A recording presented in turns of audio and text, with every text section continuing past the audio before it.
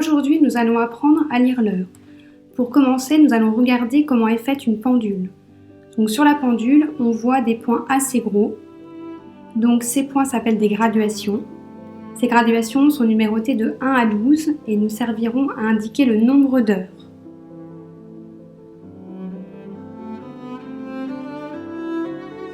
On voit aussi des points plus petits, donc ces graduations vont de 1 à 60. On n'écrit pas tous ces nombres sur la pendule car il y aurait bien trop de nombres à écrire. Sur cette pendule, pour nous aider à apprendre, les numéros sont écrits de 5 en 5. Ces graduations nous serviront à indiquer le nombre de minutes et de secondes. Sur la pendule, on voit aussi des aiguilles. La petite aiguille rouge sert à indiquer les heures et la grande aiguille bleue sert à indiquer les minutes. Et il arrive aussi qu'il y ait une troisième aiguille, grande et fine, qui sert à indiquer le nombre de secondes. Voilà.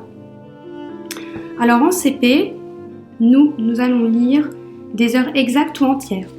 Cela veut dire qu'il y a 0 minute. Dans ce cas, la grande aiguille des minutes, la bleue, est placée sur la graduation qui est tout en haut, la graduation donc 12 ou 60 ou 0. Ensuite, on regarde la petite aiguille des heures, l'aiguille rouge, et on lit le nombre, celui qui est entre 1 et 12, qu'elle nous montre.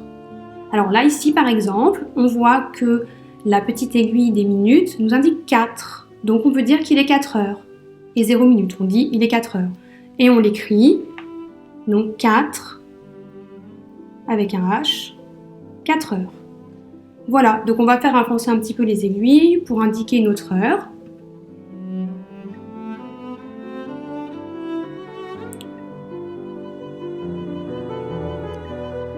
Donc par exemple là, l'aiguille des heures, la petite aiguille rouge nous indique le 6 sur les grosses graduations.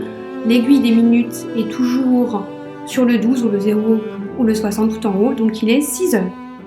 Alors maintenant, on va faire avancer les aiguilles pour vous montrer comment elles se déplacent, toutes les deux.